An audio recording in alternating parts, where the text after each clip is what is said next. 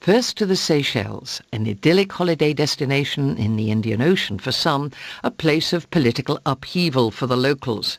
This week, the president, James Michel, resigned after his ruling party, the party Le Pep, suffered its first-ever defeat in parliamentary elections.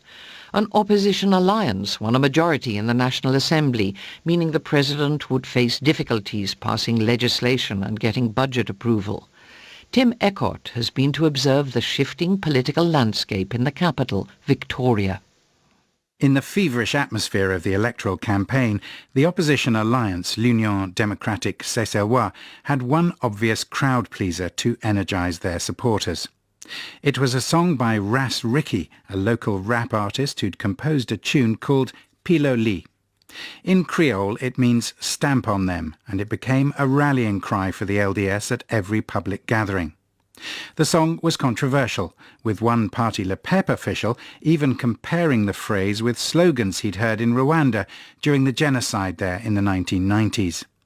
However, the elections passed without violence, and when the results were announced, people started saying that Ras Ricky must be a prophet. Why?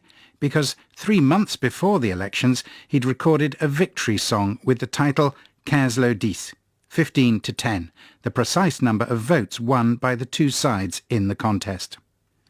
This week's surprise resignation by President Michel will inevitably reinforce the idea that Parti Le Pep's 4 decades of dominating Seychelles politics may be coming to an end. Originally called the People's United Party and then the People's Progressive Front, they have morphed and evolved with the times, surviving the shift from one-party state to multi-party democracy and all the while retaining their bright scarlet revolutionary colours. For many islanders, the idea that Parti Le Pep could finally be waning will take a lot of getting used to.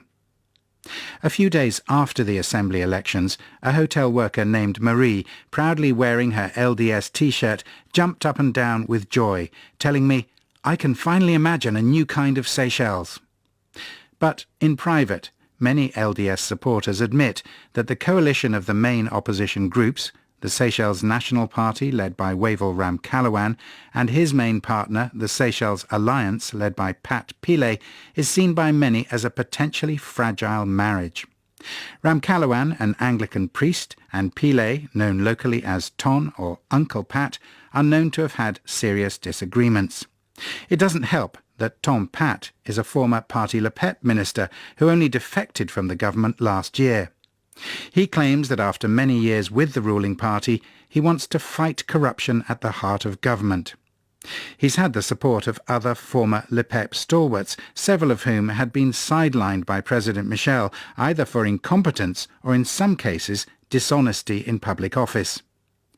James Michel's resignation was not entirely unexpected.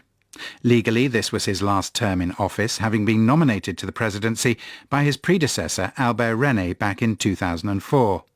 Michel had been one of René's key lieutenants during the 1977 coup d'état. On gaining the presidency, Michel had to steer the Seychelles through a massive financial crisis when it emerged that there were only 3 days of cash reserves in the central bank. While many feared he would struggle to fill René's shoes, Michel grew into his role and made considerable inroads into dismantling the one-party state institutions that in a country with just 90,000 people still held considerable power and influence. Talking to the president a few days before he resigned, I found him to be in a sanguine mood. "The people have voted, and we in Parti Le Pep respect that," Mr. Michel said. "But now it's time for the opposition to walk the talk. Let's see what concrete ideas they actually have." Much has changed about the way Seychellois live their lives since the ruling party took power in 1977. Social media now adds further urgency to the national habit of cancan, or gossip. Once upon a time, the main place to exchange tidbits of news was the Pirates' Arms Cafe and Bar on Independence Avenue. It's been there since 1951, a quarter of a century before Seychelles gained independence from Britain.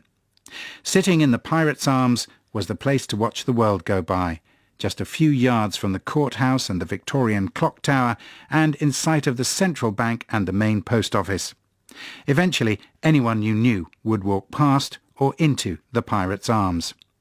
This year it was knocked down, and a large new office block and a new cafe are on the drawing board. Somehow Victoria is not the same without it. The new Pirates' Arms, like a prospective new government, could look out onto a very different Seychelles. Tim Eckert.